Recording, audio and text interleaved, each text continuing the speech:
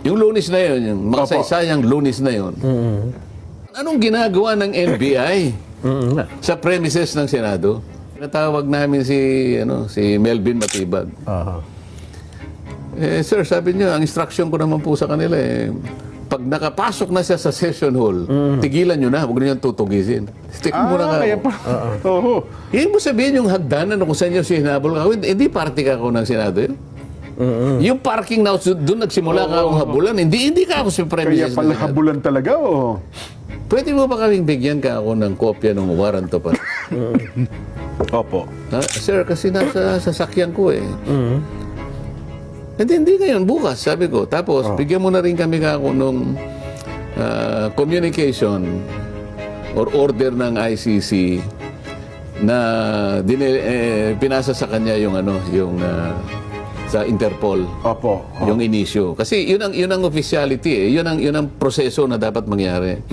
So kung sakali ka ako na sinabihan, humingi ng request sa ICC, yung request na yun gusto naming makita.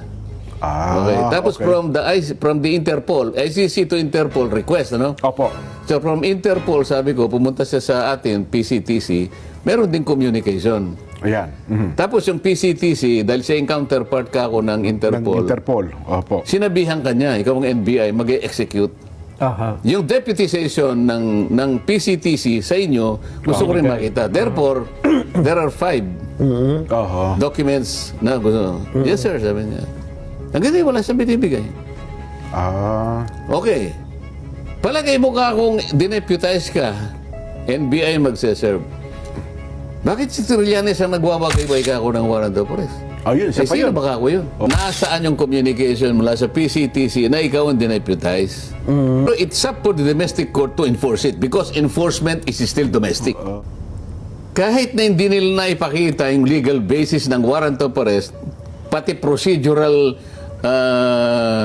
matters ay hindi naman sinunod, nagamit ng ICC ang kanilang overreach para lang i-weaponize ang mga kalaban ng gobyerno para pahiyain ng Senado. Pero ito, ang linaw na pakikialam.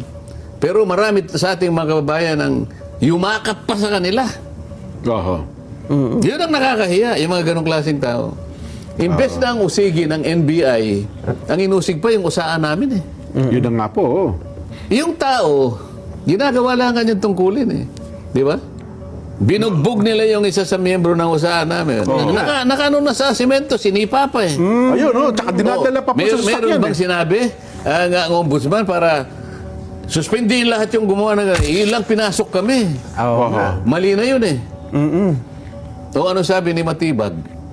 Hindi naman po kami gagawa ng gano'n. Ibig sabihin, yung paglusob sa amin, kung hindi po kami nakipag-coordinate sa leadership. Ibig sabihin, si SP Soto.